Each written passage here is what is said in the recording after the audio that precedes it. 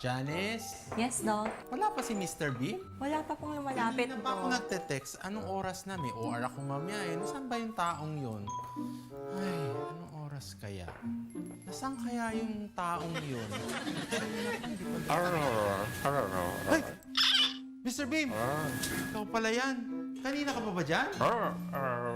Ay, meron ka na naman nakitang gusto makausap. Ika na, may appointment ka sa akin. Meron pa kasi akong gagawin. Wala ka na. Punta ka na dito. Di ba may consultation ka?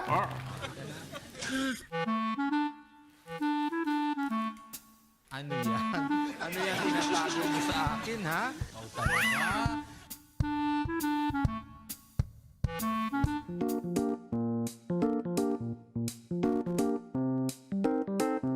Ininom mo ba yung gamot mo?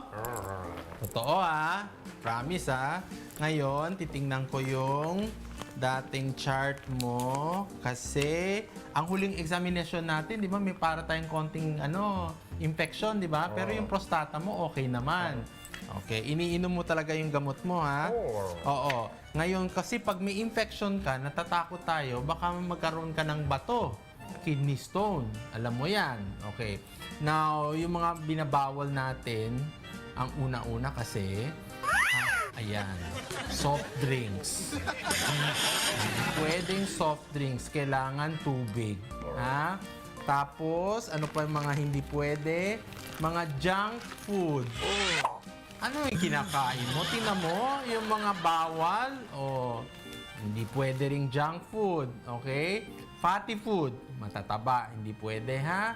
Salty food, hindi rin pwede.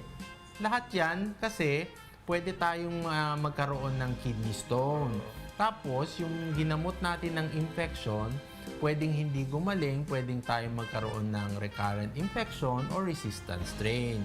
Kaya yung mga pinapakain ko at pinapabawal ko, hindi mo na pwedeng kainin. Hindi mo rin pwede ibigay kay Teddy. Ha? Itatapon yan. Ha? So, ang kakainin mo lang, masustansyang pagkain, uminom na maraming tubig, okay? Matulog ng maayos, 8 oras, okay? Then, magpa-follow up ka sa akin kung kailangan, okay? Ayan na, Mr. Beam, yung mga payo ko sa'yo, huwag mong kakalimutan, ha? Tapos kung may mga problema ka, alam mong pumunta dito sa clinic at mahingi ka ng appointment kay Janice. Okay? Yan. Congratulations. Sige, balik ka na lang kung may problema, ha? Okay.